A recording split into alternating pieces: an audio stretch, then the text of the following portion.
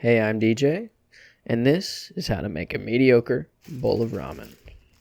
Alright, so the first thing we're going to do is start boiling our water. But, because I left it empty last time, we're going to have to fill that thing up.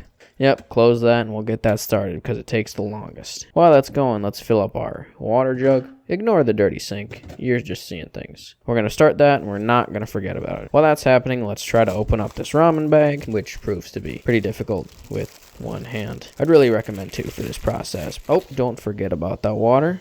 Look at that, almost to the top. We'll deal with that later. Now let's select a bowl or a mug.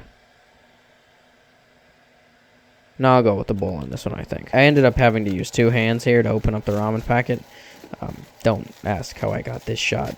Frankly, that's none of your business. Now I got that out, we're going to put the big brick of noodles in the bowl and dump in all those little extra crumblies. We're going to need those for flavor. While we're waiting, we might as well deal with this water situation. Carefully bring that to the counter and put the cap on. Then we can throw that puppy back in the fridge. Alright, back with our boiling water. We just keep waiting. We keep on waiting. Ignore the stovetop. Alright, we're gonna get our fork while we're waiting, just to kind of prep for the next steps. The boiling water's looking pretty good to me. Now it's time to pour on our boiling water.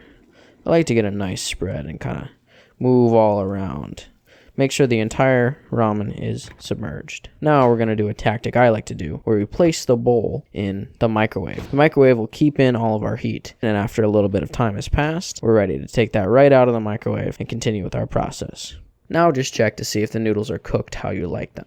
Next, I like to dump out the excess water, because, the more water you have, the more watered down the flavor is going to be. So I dump out all the excess, and I'm going to continue to stir it and mix in, so it doesn't look like a brick of noodles anymore. After you mixed up the noodles, it's time for the packet. You're going to flick the edge of the packet like it's a gram of cocaine from the movie, and then you're going to shake that in there. Remember to kind of spread that sucker around too, because it's really going to stick to those noodles that you put it on. Now we're just going to keep mixing in that flavor.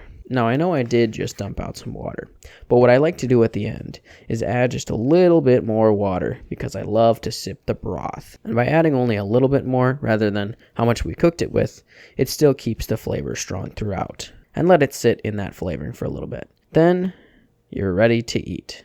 But be careful because you did just add boiling water to it, so it's going to be hot. This has been How to Make a Mediocre Bowl of Ramen with me, DJ. Thanks for watching.